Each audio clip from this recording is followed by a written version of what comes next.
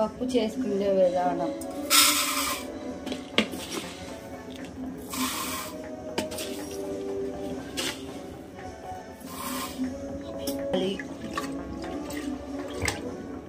పప్పుకి ఉడికే తగినన్ని పోసుకోవాలి.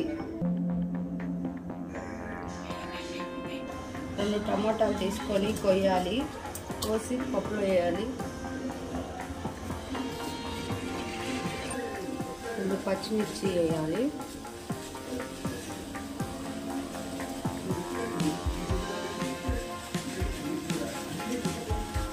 ఏమి యూజ్ చేయకూడదు, ఓన్లీ సాల్ట్ ఒకటే వేయాలి. సాల్ట్, టమాటాలు, పచ్చిమిరకాయలు.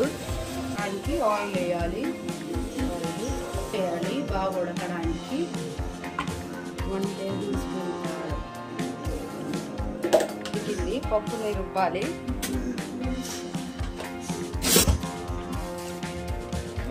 మెత్తగా ఉడికింది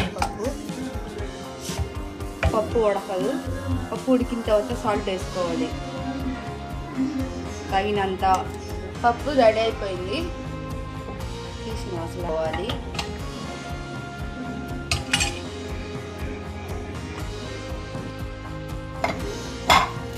1/2 కేజీ బియ్యం తీసుకొని శుభ్రంగా కడుక్కోవాలి. 1/2 కేజీ గ్లాస్ ఇది. 2 గ్లాసులు అంటే 1/2 కేజీ తీసుకున్నాం. బియ్యాన్ని శుభ్రంగా 2 సార్లు కడగాలి. అసలు నీళ్ళు పోయాలి. 1 2 3 2 గ్లాసులు పాలు పోయాలి. ఎసురు తెలియని వాళ్ళు ఈ గీత వరకు పెట్టుకోవాలి. 1 కేజీ బియ్యంకి 1/2 కేజీ బెల్లం తీసుకోవాలి. బెల్లం రైస్లో పెట్టాలి.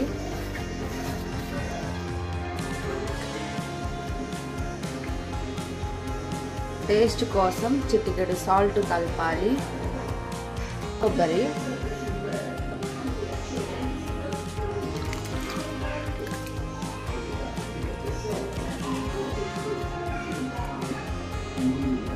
జీడిపప్పు అన్ని నేతిలో వేయించుకోవాలి.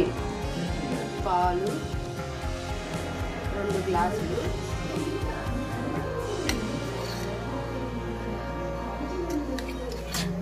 జీడిపప్పుని బాగా వేయించుకోవాలి నేతితో.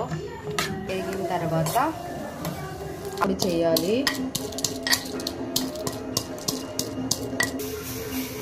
కాగబట్టిన పాలు పోసి కలపాలి.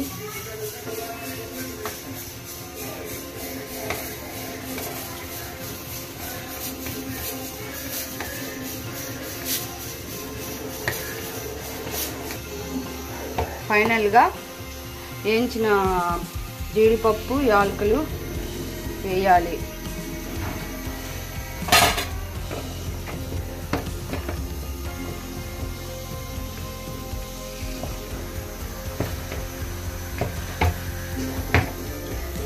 పొంగల్ అయిపోయింది. ఫైనల్లీ పొంగల్ అయిపోయింది. పొంగల్ని సర్వ్ చేసుకుందాం.